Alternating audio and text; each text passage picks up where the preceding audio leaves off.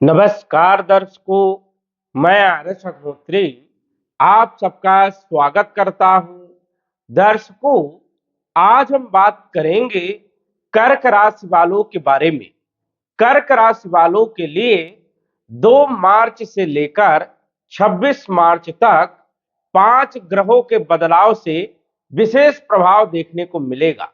जी हाँ, मार्च का जो महीना है ये बड़ा विशेष रहने वाला है, क्योंकि 5 ग्रह बदलाव करने वाले हैं। शनि का बदलाव होगा, गुरु का बदलाव होगा, शुक्र का बदलाव होगा, बुध का बदलाव होगा और सूर्य का बदलाव होगा। ये ग्रह जो है अपनी चाल में परिवर्तन करेंगे। तो क्या प्रभाव पड़ने वाला है, आइए विस्तार से चर्चा करेंगे आपके संपूर्ण क्षेत्रों के बारे में। ये जो आप कुंडली देख रहे हैं, ये मार्च महीने की कुंडली है और सौर मंडल में ग्रहों की स्थिति इस प्रकार से रहने वाली है। यह फलादेश चंद्र राशि पर आधारित है। नाम राशि के आधार पर भी जान सकते हैं और लग्न राशि के आधार पर भी जान सकते हैं। ग्रहों की स्थिति के बारे में यदि हम बात करें तो शुक्र जो कि अष्टम भाव में गोचर कर रहे हैं, 2 मार्च को राशि परिवर्तन करके भाग्य भाव में उच्च राशि में गोचर करेंगे। 26 तारीख तक जो है मीन राशि में भाग्य भाव में रहेंगे। 26 तारीख को पुनः राशि परिवर्तन करके आपके दशम भाव में मेष राशि में गोचर करेंगे। वही बात करें सूर्य की, तो सूर्य देव अष्टम भाव में जो गोचर कर रहे हैं, 14 तारीख को राशि परिवर्तन करके मीन राशि में भाग्य भाव में गोचर करेंगे। तो सूर्य का बदलाव भी ये आपके लिए पॉजिटिव रहेगा। बुध 20 तारीख को मार्गी हो जाएंगे। ये वक्री गोचर कर रहे हैं, 20 तारीख को ये मार्गी होंगे, विशेष रूप से प्रभावी रहने वाले हैं। वही शनि देखा जाए तो 13 मार्च को ये अस्त हो जाएंगे। अब शनि के अस्त होने से क्या प्रभाव पड़ेगा, इस पर भी हम चर्चा करेंगे। गुरु जो कि लंबे समय से वक्री चल रहे थे, अब ये 11 मार्च को मार्गी हो जाएंगे। इससे क्या प्रभाव पड़ने वाला है सभी क्षेत्रों पर, आइए विस्तार से जानेंगे। सबसे पहले तो हम बात करेंगे सूर्य देव के बारे में, क्योंकि चंद्रमा के बारे में फलादेश करना संभव नहीं है। 2.25 दिन में चंद्रमा जो है राशि परिवर्तन कर जाते हैं और हम आपको साप्ताहिक राशिफल में चंद्रमा के बारे में विस्तार से बताते हैं। सूर्य आपके धन के मालिक है, अष्टम भाव में गोचर कर रहे हैं, जो कि अच्छी स्थिति नहीं मानी जाती।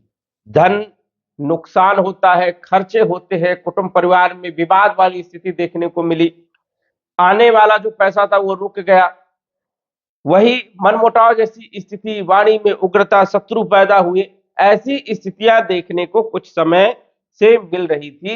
लेकिन सूर्य यहां पर रहेंगे 14 मार्च तक। 14 मार्च को राशि परिवर्तन करके भाग्य भाव में आ जाएंगे, तो धन राजयोग बनेगा। हालांकि शनि के साथ सूर्य की युति ज्यादा अच्छी नहीं मानी जाती है, लेकिन अष्टम भाव से अच्छी स्थिति यहां पर नवम भाव में रहने वाली है, क्योंकि अष्टम भाव में सूर्य अच्छे परिणाम नहीं देते। वैसे भी राहु के साथ सूर्य ग्रहण दोष भी यहां पर बन रहा है, जो कि अच्छी स्थिति नहीं। तो 14 तारीख के बाद धन से जुड़ी हुई समस्याएं आपकी दूर होगी, कुटुंब परिवार में जो स्थिति खराब हुई थी वो बेहतर होगी, वाणी आपकी जो है बेहतर होगी, वाणी पर प्रभाव होगा और भाग्य का साथ भी मिलेगा। तीसरे भाव के मालिक है बुध और 12वें भाव के मालिक भी बुध है। अष्टम भाव में विपरीत परिवर्तन राजयोग में गोचर कर रहे। बुध आदित्य राजयोग भी यहां पर बनेगा, लक्ष्मी नारायण राजयोग भी बनेगा। बुध यहां पर आपको सपोर्ट करेंगे।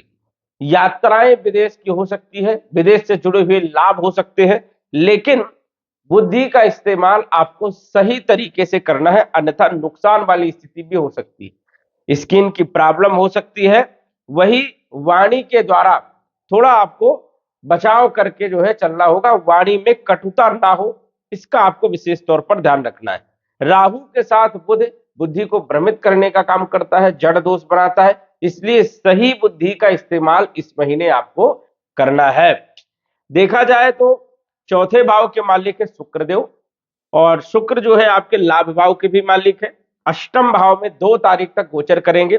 2 तारीख तक कोई खास उतनी अच्छी स्थिति नहीं रहेगी, लेकिन 2 तारीख को जैसे ही राशि परिवर्तन करेंगे और अपनी उच्च राशि में मित्र के साथ गोचर करेंगे, तो लाभ होगा, आय में वृद्धि होगी, इच्छा की पूर्ति होगी और भूमि, भवन, प्रॉपर्टी, मकान वाहन से जुड़े हुए आपके काम बनेंगे। यदि लंबे समय से कोई चर्चा चल रही थी, काम नहीं बन रहे थे, वाहन खरीदना चाहते हैं, कोई डील करना चाहते हैं, तो ये समय 2 तारीख से लेकर के 26 तारीख तक उच्च राशि में शुक्र रहेंगे।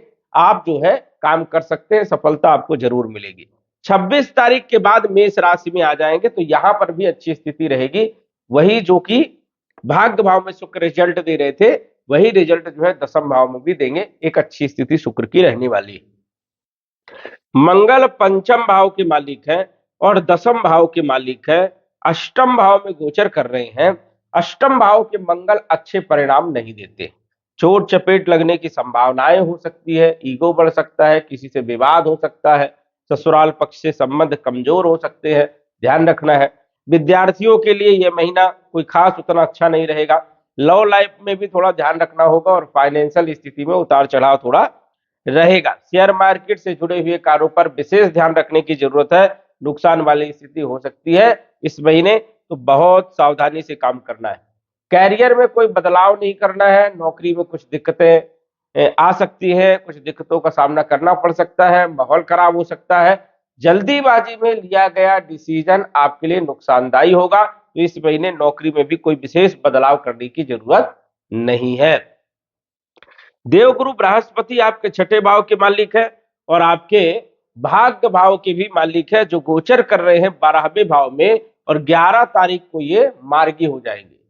गुरु वक्री चल रहे थे, जो कि कुछ परेशानियां उत्पन्न करने का काम कर रहे थे, लेकिन 11 तारीख के बाद जब ये मार्गी होंगे, जबरदस्त लाभ देने का काम करेंगे। कंपटीशन में सफलता मिलेगी, वही भाग्य का पूरा साथ मिलने वाला है, शत्रु परास्त होंगे, विदेश से जुड़े हुए आपके काम बनेंगे, साथ ही साथ यात्राओं से आपको लाभ मिलेगा, रोग ऋण शत्रु समाप्त होंगे और अकस्मात लाभ आपको प्राप्त हो सकता है। तो गुरु की स्थिति आपके लिए बेहद शुभकारी रहने वाली है। शनि आपके सप्तम और अष्टम के मालिक होकर के गोचर कर रहे हैं भाग्य भाव में। शनि आपकी कुंडली में मारक है और अस्त होंगे तो इनका नकारात्मक जो प्रभाव था वो कम होगा, जिससे भाग्य का साथ भी मिलेगा।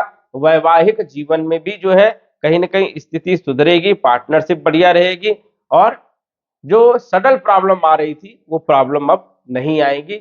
जो नुकसान हो रहा था, जो विलंब हो रहा था कार्यों में, वो जो है दूर होगा। तो यहां पर शनि जो है आपको लाभ देने का काम करेंगे और भाग्य का साथ भी मिलेगा।